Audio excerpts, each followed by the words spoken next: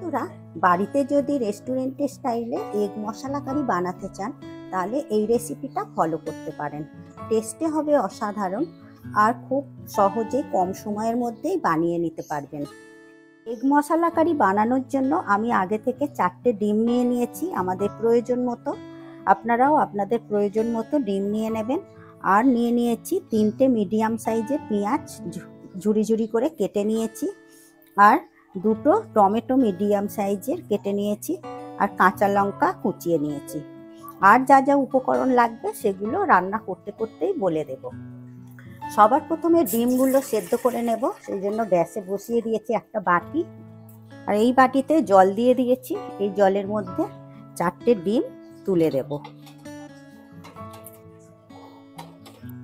ডিমের খোসাটা যাতে তাড়াতাড়ি ছাড়ানো যায় সেই কারণে দিয়ে দেবো 1 চামচের মতো ভিনিগার, আর দিয়ে দেব লবণ। 10 মিনিট ধরে আমি ফুল বয়েল করে নেব। ডিমগুলো ফুল বয়েল করে খোসাগুলো ছাড়িয়ে নিয়েছি। ডিমগুলো ভাজার জন্য গ্যাসে কড়া বসিয়ে দিয়েছি, দিয়ে দিলাম সর্ষের তেল। তেলও এদিকে গরম হয়ে গেছে, এই তেলের মধ্যে ডিমগুলো ভেজে নেব। এর মধ্যে দিয়ে দেব সামান্য একটু হলুদ গুঁড়ো, আর দিয়ে দেব লবণ। ডিমটা আমি হালকা করে ভেজে নেব, আপনারা কড়া করেও ভেজে নিতে পারেন। ডিমগুলো আমার ভাজা হয়ে গেছে, তুলে নেব। কড়াতে অনেকটা তেল আছে, কিছুটা তেল তুলে নেব। এই ডিম ভাজার তেলেতেই আমি পেঁয়াজগুলো ভেজে নেব। পেঁয়াজগুলো এখানে বেশ ভালো করে লাল লাল করে ভেজে নিতে হবে। এই পেঁয়াজের মধ্যেই আমি দিয়ে দেব গোটা গরম মশলা। আমি দিয়ে দিয়েছি 3টে এলাচ, 4টে লবঙ্গ, আর একটা দারচিনি স্টিক। এর সাথেই ভালো করে ভেজে নিতে হবে। পেঁয়াজটা এদিকে ভাজা হতে হতে এদিকে আমি একটা মশলার পেস্ট বানিয়ে নেব। আমি একটা বাটির মধ্যে 4 চামচ টক দই নিয়ে নিয়েছি। এই টক দইয়ের মধ্যে নিয়ে নেব হলুদ গুঁড়ো, 1 চামচ কাশ্মীরি লাল লঙ্কার গুঁড়ো, 1 চামচ জিরে গুঁড়ো, 1 চামচ ধনে গুঁড়ো, গোলমরিচের গুঁড়ো 1 চামচ, 1 চামচ মৌরি গুঁড়ো। এই মৌরি গুঁড়ো আপনারা যদি না দিতে চান তাহলে কসুরি মেথি পাউডার করে দিয়ে দেবেন, এতে ফ্লেভারটা খুব ভালো আসে। এবারে সমস্ত মশলা এই টক দইয়ের সাথে ভালো করে মিশিয়ে নেব। পেঁয়াজটা 2 মিনিট ধরে ভেজে নিয়েছি। এরপর এর মধ্যে দিয়ে দেব 1 চামচ আদা রসুন বাটা।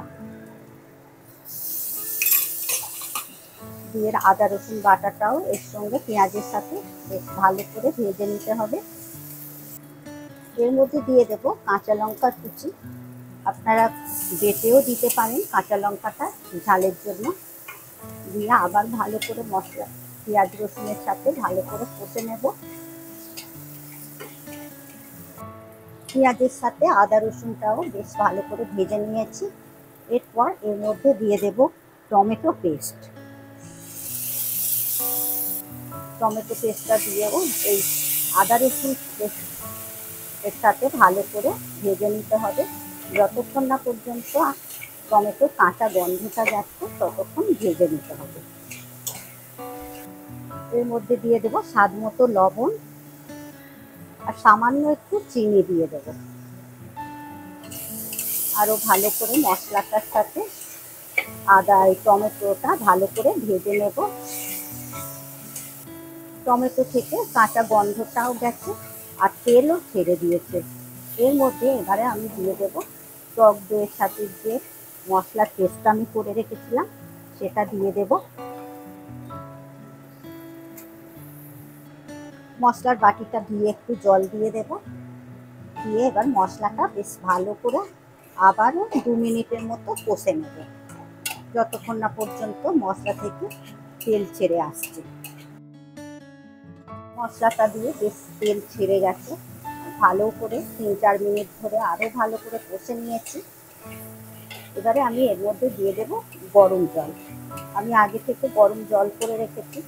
গরম জল দিয়ে যে রান্না করা যায় তাহলে তরকারির টেস্টটা আরও দ্বিগুণ বেড়ে যায়। দিয়ে দেব গরম জল। গরম জল দিয়ে ভালো করে মশলার সাথে ঘেঁটে দেব। এরপর তুলে দেব ভেজে রাখা ডিমগুলো, দিয়ে গ্রেভির সাথে আবার ভালো করে নেড়ে দেব। দিয়ে 2 মিনিট আমি রান্নাটা হতে দেব। একবার নেড়ে দেব। গ্যাসের ফ্লেমটা লো করে দেব। 2 মিনিট রান্না করে নেওয়ার পর এর মধ্যে দিয়ে দেব গরম মশলার গুঁড়ো আর দিয়ে দেব ধনেপাতা কুচি। গ্যাসের ফ্লেমটা অফ করে দেব, দিয়ে একটু ভালো করে মিশিয়ে নেব। পুরা দেখেই বুঝতে পাচ্ছেন কতটা লোভনীয় হয়েছে, একদম রেস্টুরেন্টের মতো। আর আজকের রেসিপি এগ মশলা কারি একদমই রেডি। সার্ভ করার জন্য নিয়ে নেব একটা প্লেটের মধ্যে।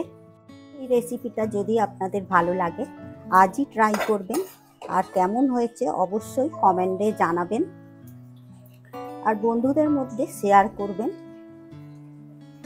আর আমার চ্যানেলের নতুন বন্ধু হয়ে থাকলে আমার চ্যানেলটিকে সাবস্ক্রাইব করার অনুরোধ রইল।